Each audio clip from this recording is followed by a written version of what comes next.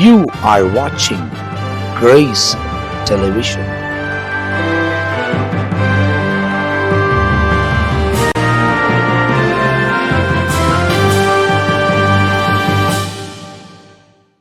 ஆண்டவரும் மறுமை ரட்சகரமாக இருக்கிற இயேசு கிறிஸ்துவின் நாமத்தில் உங்கள் யாவருக்கும் அன்பின் வாழ்த்துக்களையும் ஸ்தோத்திரங்களை எடுக்கிறேன். கர்த்தராகிய தேவன் நம்மை ஆசீர்வதித்து நடத்துகிறவராக இருக்கிறார்.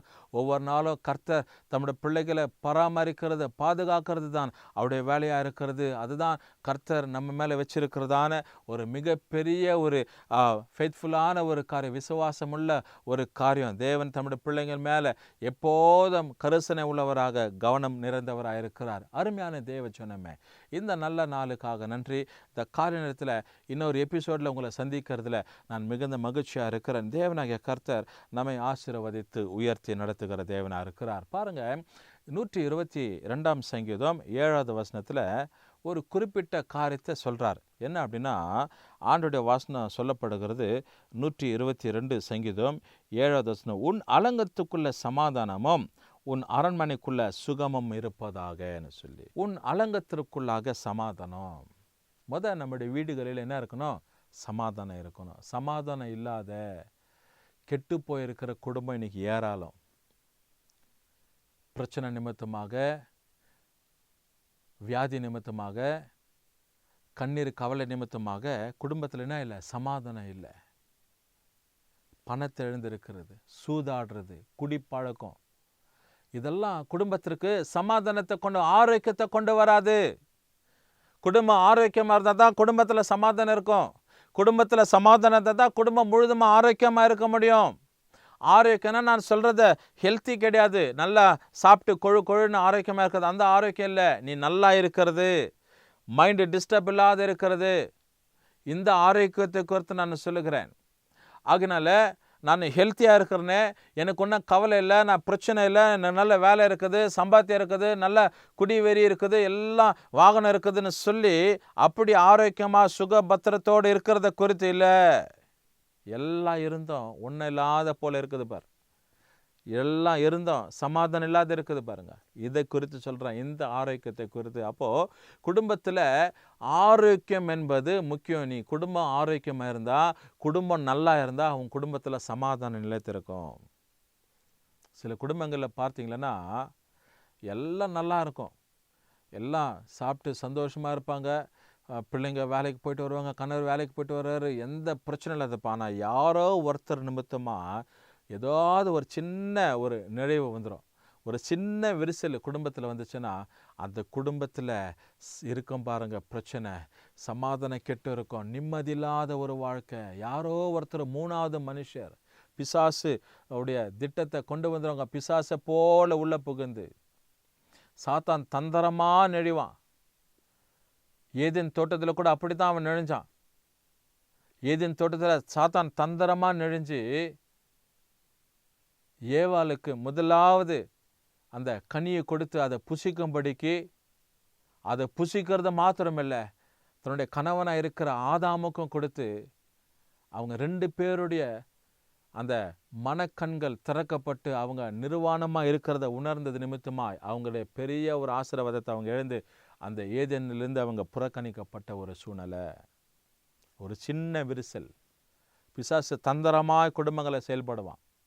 பிள்ளைங்க நிமித்தமாக, மூணாவது மனுஷன் நிமித்தமாக, யாரோ ஃப்ரெண்டு நிமித்தமாக, செல்ஃபோன் வழியாக, டிவி வழியாக இன்னைக்கு குடும்பம் சின்ன பின்னமாயிடும். அருமையான தேவ சொன்னமே, இன்னைக்கு குடும்பம் கட்டப்படுகிற குடும்பமாக, குடும்பத்தில் சமாதானம் நிறைந்திருக்கணும், குடும்பத்தில் நிம்மதி இருக்கணும், உன் அலங்கத்துக்குள்ள சமாதானம் இருக்கணும். நீ குடும்பத்தில் இருக்கிறனா அது ஏழ்மையான வீடாக இருக்கட்டும், குடிசை வீடாக இருக்கட்டும், சீட்டு வீடாக இருக்கட்டும், ஓடு வீடாக இருக்கட்டும், பெரிய மெத்தையில் வாழணும், பெரிய அப்பார்ட்மெண்ட்டில் வாழணும், இண்டிபெண்ட் வில்லாவில் இருக்கணும், நல்ல சகல சம்பத்து இருக்கணும், ஸ்விம்மிங் பூல்லேருந்து பெரிய மாடரேட் கிச்சன் வரல இருக்கணும். இல்லை இல்லை இல்லை, நீ சாதாரண வெறுகடுப்பில் சமைச்சு சாப்பிட்டாலும் குடும்பத்தில் சமாதானம் இருக்கணும். நிம்மதியான ஒரு தூக்கம், கீழே தரையில் பாய் கொண்டு நீங்கள் படுத்தாலும் நிம்மதியான ஒரு தூக்கம் இருக்கணும். ப்ராக்டிக்கலாக நான் பேசுகிறேன். இன்னைக்கு நம்முடைய வாழ்க்கையில் நம்ம அன்றாட உபயோகப்படுத்துகிற இந்த காரியங்களை குறித்து நான் பேசுகிறேன். நான் உயர்ந்த ஒரு ஸ்தானத்தில் இருக்கணும் அப்படி இல்லை. தேவ சமூகத்தில் நீ தாழ்த்தப்பட்டு உன் அலங்கத்துக்குள்ள சமாதானம் எப்போது இருக்கும். உன் அரண்மனைக்குள்ள ஆண்டுடைய ஆசீர்வாதம் நிலைத்திருக்கும். ஆண்டுடைய காரியங்கள் உன் குடும்பத்தில் உன் தனிப்பட்ட வாழ்க்கையில் எப்போதும் நிலைத்திருக்கும்னு சொல்லி சுகமாக நீங்கள் இருப்பீங்க. எல்லாம் இருந்து சுகவீனமாக இருந்தால் என்ன பிரயோஜனம்? எல்லாம் இருக்குது, 1க்கு 2 கார் இருக்குது, 3 பைக் இருக்குது, பிள்ளைங்க நல்லா படிச்சிருக்கிறாங்க, தாளந்த உள்ளவங்களாக இருக்கிறாங்க, இதை பண்ணுறாங்க அதை பண்ணுறாங்க, மற்ற எல்லா காரியம் உலக பிரகாரமான காரியம் எல்லாம் இருக்குது. ஆனால் குடும்பத்தில் வியாதி இருக்குது, சுகம் இல்லை, நல்லா சாப்பிடக்கூடியதான அந்த தருணங்கள் இல்லை. டாக்டருங்க அப்படி தான் சொல்லிடுவாங்க. இன்னைக்கு எல்லாம் இருக்கும், ஆனால் சாப்பாடு பார்த்தீங்கன்னா ஏழ்மையான ஒரு சாப்பாடாக இருக்கும். அருமையான தேவஜனமே, அப்படி போல் இன்னைக்கு எத்தனையோ குடும்பங்கள் தவிக்கிறது, எத்தனையோ குடும்பங்கள் இன்னைக்கு போராடுகிறது. மரண கட்டுங்க, மரண அவஸ்தைங்க, கட்டுகளில் வாழ்ந்து கொண்டு இருக்கிற, கிரியைகளில் வாழ்ந்து கொண்டு இருக்கிற, கட்டப்பட்டு இருக்கிற நிலைமை, குடும்பத்தில் சமாதானம் எழுந்து, குடும்பத்தில் நிம்மதி எழுந்து, குடும்பத்தில் ஆசீர்வாதம் இல்லை, குடும்பத்தில் தரித்திரம் இருக்குது, குடும்பத்தில் இருள் இருக்குது. காரணம், அலங்கத்திற்குள்ள சமாதானம் இல்லை, உன் அரண்மனைக்குள்ள சுகம் இல்லை. சுகமோ சமாதானமோ ஒரு குடும்பத்திற்கு ரொம்ப முக்கியம். எப்படி ஒரு குடும்பத்தில் கணவரும் மனைவியும் இசைந்து அந்த குடும்பத்துக்கு தலைவரும் தலைவையுமாக, தாயும் தகப்பனுமாக குடும்பத்தை கட்டுகிறவர்களாக இருக்கிறார்களோ, அப்படி போல பேரலா ரயில் ட்ராக் இருக்குது பாருங்க, பேரலா இருக்கும். அப்படி போல குடும்பத்தில் சமாதானமும் ஆரோக்கியமோ சௌக்கியமோ அப்படியே பேரலா இருந்தால் தான் அந்த குடும்பத்தில் செழுமை காணப்படும். இல்லைன்னா தரித்திரம், வறுமை, கடன் வாங்குற, பொத்தல் பையில போடுகிற நிலைமை, வாங்குற வருமானத்தெல்லாம் கொண்டு போய் ஹாஸ்பிட்டலில் கட்டுற ஒரு நிலைமை ஆடும்.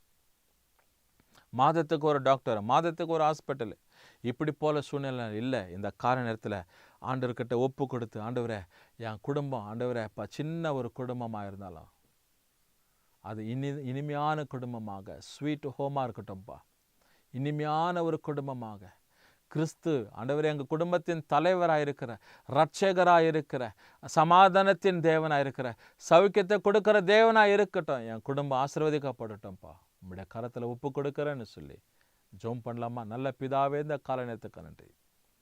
இயேசுவோட பேசும் நிகழ்ச்சியை பார்த்து இருக்கிற இந்த பிள்ளைங்க வாழ்க்கையில் இந்த 122ஆம் சங்கீதத்தின் 7வது வசனம், ஆண்டவரே தகப்பனே சோத்திரம்ப்பா, அந்த பிள்ளைங்களுடைய ஆண்டவரே குடும்பத்தில் கர்த்தாவே சோத்திரிக்கிறோம்ப்பா. ஆண்டவரே அறைக்குள்ளாக ஆண்டவரே சமாதானம் இருக்கட்டும்ப்பா, அரண்மனைக்குள்ளாக சுகம் இருக்கட்டும்ப்பா. இந்த பிள்ளைங்க வசிக்கிற பகுதிகளில், எடுக்கிற இடத்துலையும் வீட்டிலையும் ஆண்டவரே நன்மைகள் பல விதத்தில் உண்டாக கர்த்தருடைய நாமத்தில் இந்த பிள்ளைகளை வாழ்த்தி ஆசீர்வதிக்கிறேன். இந்த கரம் தாங்கப்படட்டும், உதவி செய்யுங்க. இயேசு கிறிஸ்துவின் நாமத்தில் ஜெபிக்கிறோம் நல்ல பிதாவே. கர்த்தர் உங்களை ஆசீர்வதிப்பார்.